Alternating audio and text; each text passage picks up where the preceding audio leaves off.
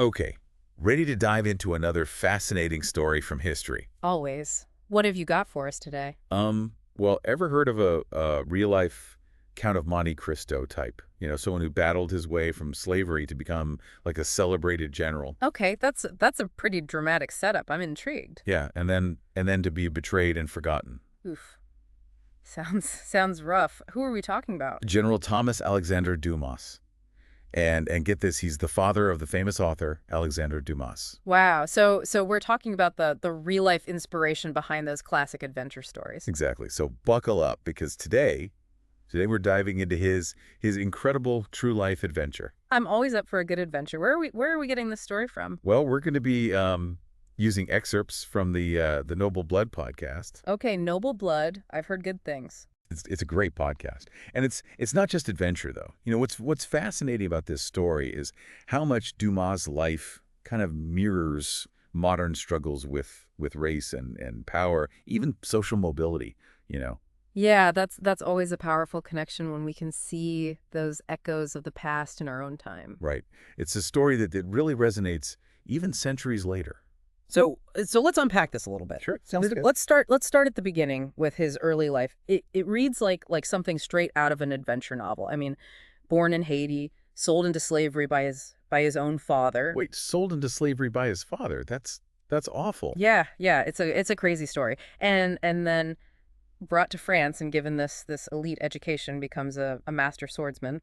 But then boom, racial prejudice hits. And this is the late 1700s, right? So Mm. so even with all those advantages, he still hits that wall. Yeah, he could only join the army as a private. Can you imagine? It's hard to fathom that kind of prejudice today, but yeah, I mean, I guess that was the reality back then. It's wild, right? And this is where this story gets really interesting.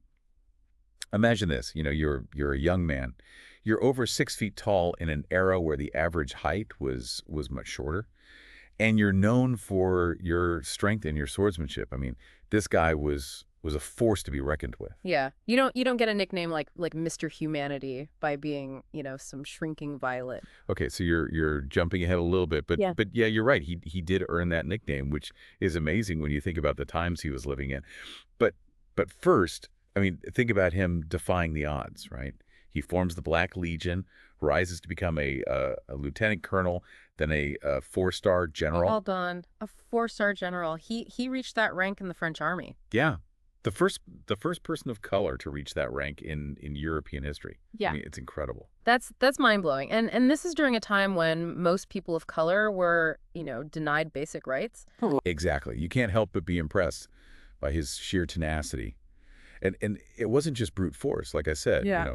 He was known for his fairness, his discipline, humane treatment of civilians. Yeah, the Mr. Humanity nickname. That's fascinating, especially given, the brutality of warfare in that era. Oh yeah, I mean this was a time of just brutal warfare, but he prioritized order. He forbade looting and made sure that his troops were paid and equipped. It almost sounds like he was deliberately trying to set a different standard. Like he was aware of the stereotypes about, soldiers and warfare, and he wanted to be the opposite of that. Yeah, that's a good point. It does make you wonder if maybe those in charge were deliberately giving him the toughest assignments, almost like a test, maybe even setting him up for failure. It's possible, right? I mean, think about it. He's constantly given these missions that seem impossible. Like he's sent to conquer the Alps, but he's never even seen snow before. Exactly. I mean, how do you even prepare for something like that? Yeah. But he excels, proving his competence again and again. Yeah. So it does make you wonder, were these genuine tests of his ability? Or a subtle way to try and get rid of a rising star who didn't fit the mold. Exactly. And then of course there's the clash with Napoleon Bonaparte. I mean, these two powerful personalities were bound to collide at some point. Yeah, that's like a historical heavyweight bout. Right. And their leadership styles were fundamentally different. Dumas believed in discipline and respect, while Napoleon was known for being, ruthlessly pragmatic, just achieving his goals no matter the cost.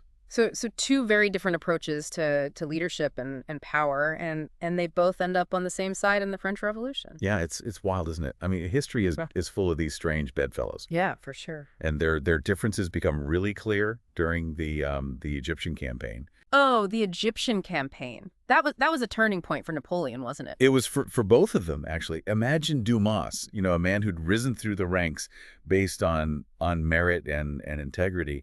And then he's witnessing Napoleon's blatant exploitation and just disregard for human life. Yeah, that had to be deeply disillusioning, especially for someone like Dumas. It had to be. There's even this specific incident described in the sources where Dumas finds this hidden treasure. Oh wow, a hidden treasure, Yeah. like buried pirate booty. No, Yeah. not quite like that. But it was a significant amount of wealth. And instead of keeping it for himself, Mhm. which he could have easily justified after everything he'd been through, he turns it over to Napoleon. Really? He just hands it over. Yeah, and he reminds Napoleon that he is, quote unquote, an honest man. Okay, so there's definitely some subtext there. Oh yeah. And a father who needs to provide for his family. Ouch. That's a pretty pointed remark. He's basically calling out Napoleon's, lack of integrity right in his face. It's a subtle but powerful dig at Napoleon's character, wouldn't you say? Absolutely. Especially coming from someone who's, technically his subordinate. Right. And this tension, this difference in their values, it might have been fueled by more than just differing leadership styles. There were whispers of Napoleon seeing Dumas as a rival. Oh, interesting. So professional rivalry maybe mixed with some personal animosity? Potentially. And driven by racial prejudice. Yeah. And Dumas' growing popularity with the troops, with the people. Yeah, I can see how that would make Napoleon nervous. A popular, successful general who also happens to be, a person of color. That's not exactly the image Napoleon was probably going for. Right. A potent mix indeed. Professional rivalry, potentially amplified by racial bias, all within the brutal context of war. It sets the stage for what happens next. Okay, so where do we go from here? What's the next chapter in this saga? Well, this is where things take a darker turn. We have to talk about Dumas' imprisonment. Imprisonment. Wait, so he goes from being a celebrated general to a prisoner? How does that happen? Well, he's sent on this perilous expedition to Egypt, and then he gets falsely imprisoned in Naples, and he's held there for 2 years. 2 years. What were the charges? Why was he imprisoned? That's the thing. There weren't any real charges. It was all trumped up. Just a way to get him out of the picture. So basically a political maneuver. Someone wanted him gone, and they found a way to make it happen. Yeah, and the conditions were horrific. Illness, potential poisoning attempts, complete isolation. I mean, just awful. That's brutal. And meanwhile, what's happening back in France? While Dumas is suffering, Napoleon is solidifying his power. The timing is certainly suspicious, isn't it? It almost seems as if Dumas' absence was convenient for Napoleon. It does, doesn't it? Yeah. It almost seems as if Dumas' absence conveniently paved the way for Napoleon's rise. Wow. So we're talking about a possible conspiracy here, like someone deliberately orchestrated Dumas' downfall to benefit Napoleon. It's hard to say for sure, Yeah. but the timing is definitely suspect. Whether intentional or not, Dumas' imprisonment removed a powerful obstacle from Napoleon's path to power. And what does this tell us about Napoleon's character? I mean, he initially championed liberty and equality, didn't he? Yeah, that's the complicated thing about Napoleon. He was a master of contradictions. He used the ideals of liberty and equality when it suited his purposes, but quickly abandoned them when they became inconvenient. Mm-hmm. His actions speak louder than his words. So a classic case of saying one thing and doing another. And what about Dumas? What happens to him after those 2 years in prison? Well, it's a tragic end to a remarkable life, but thankfully his story doesn't end there. We'll delve into that more in the next part of our deep dive. Okay, so there's more to come. I'm definitely hooked now. We've got political intrigue, military exploits, a clash of titans. What's not to love? Right, and we've only just scratched the surface. Stay tuned because we're going to unpack even more of this incredible story. Look at what he did once he was in power, reinstating slavery in the French colonies, enacting discriminatory laws. It's a stark reminder that lofty rhetoric doesn't always translate into real change, It's easy to talk the talk, but walking the walk is a different story. And for Dumas, it must have been a crushing blow. He returns to France, a broken man denied his rightful pension, you know, witnessing the very progress he fought for being being dismantled. It's almost Shakespearean, isn't it? To fight so valiantly for liberty and equality, only to see those ideals betrayed by the very person you helped elevate to power. It's a heartbreaking end to a remarkable life, but thankfully his story doesn't end there. His son Alexandre Dumas, he goes on to achieve literary fame. Right, Were we talking about the Alexandre Dumas, the author of The Count of Monte Cristo and The Three Musketeers? the one and only.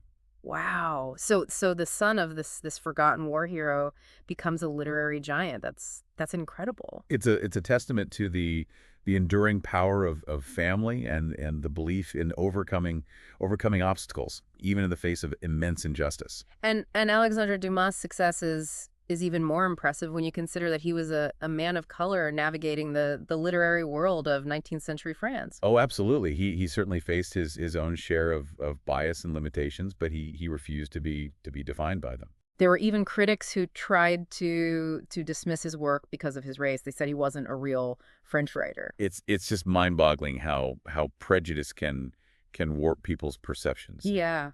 It's like they couldn't believe that someone with his background could produce such brilliant work. It makes you wonder how much of his father's spirit, that unwavering belief in justice and resilience shaped Alexandre Dumas's own worldview and creative output. Right. It's like he inherited his father's fighting spirit, but he channeled it through his writing. It's a beautiful example of how a legacy of courage and compassion can transcend generations. It's a powerful reminder that our stories don't end with us. They ripple out and influence the generations that come after us. And speaking of legacies, there's another fascinating element to this story that unfolded during Napoleon's Egyptian campaign. Oh. Okay, I'm all ears. Remember the discovery of the Rosetta Stone? Of course. The Rosetta Stone, that's like a cornerstone of archaeology and history. It's almost ironic, isn't it? Amidst the backdrop of war and ambition, this incredible artifact is unearthed, Yeah. leading to a major breakthrough in our understanding of ancient Egyptian hieroglyphs. It's like a hidden message from history, right? A reminder that knowledge and understanding can emerge even from the darkest of chapters. While Dumas was facing betrayal and imprisonment, this discovery was unlocking secrets that had been buried for centuries. It really highlights the interconnectedness of human history, right? How events seemingly unrelated can have such a profound impact on our understanding of the world. It's amazing when you think about it. But let's go back to Dumas for a moment. We've talked about his accomplishments and his tragic downfall, but I think it's important to really grasp the kind of man he was. Yeah, I agree. It's easy to get lost in the events and forget about the human being at the center of it all.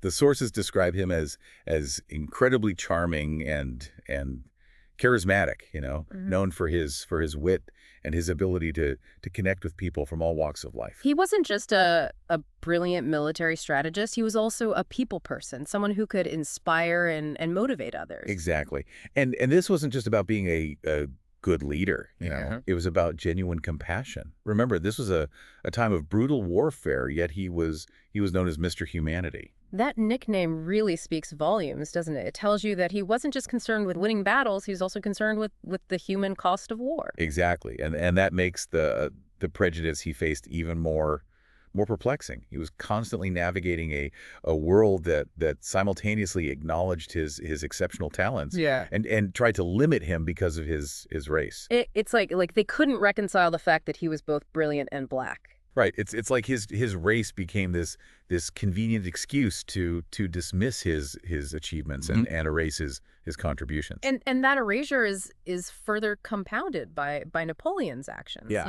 As he consolidates his power, he reverses course on many of the progressive policies that benefited that benefited people of color. It's a stark reminder of how quickly progress can be undone when ambition overrides principles. And how easily those in power can manipulate narratives to suit their own agendas. This is why stories like General Dunas are so important.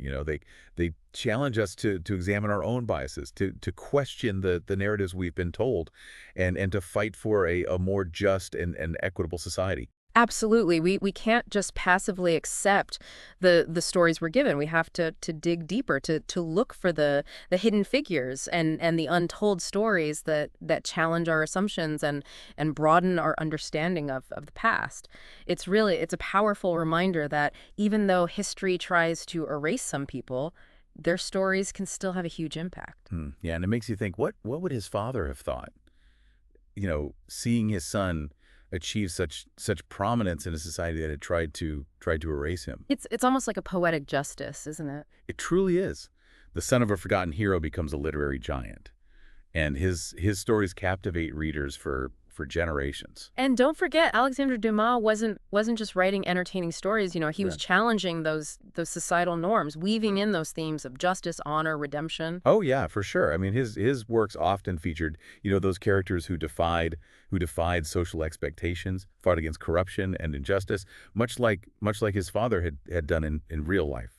Exactly. It's like he took up his father's fight, but with a pen instead of a sword. Yeah, a pen is mightier than the sword, right? But I like how you put that, carrying on his father's fight, but in a different way. And this is where the story of General Dumas, the discovery of the Rosetta Stone, and the literary success of Alexandre Dumas all kind of converge. It's like they each in their own way represent this triumph of knowledge and understanding over ignorance and oppression. It's a pretty powerful message for us today, wouldn't you say? I mean, in a world often consumed by division and conflict, Mm. we need to remember those things, the power of stories, the importance of seeking knowledge, and the courage it takes to fight for justice. Absolutely. General Dumas' life might have been tragically cut short. His contributions unjustly forgotten for a time, but his story ultimately endures. And I think there's some key takeaways we can all glean from his journey. Yeah. What stands out to you as the most important lessons from General Dumas's life?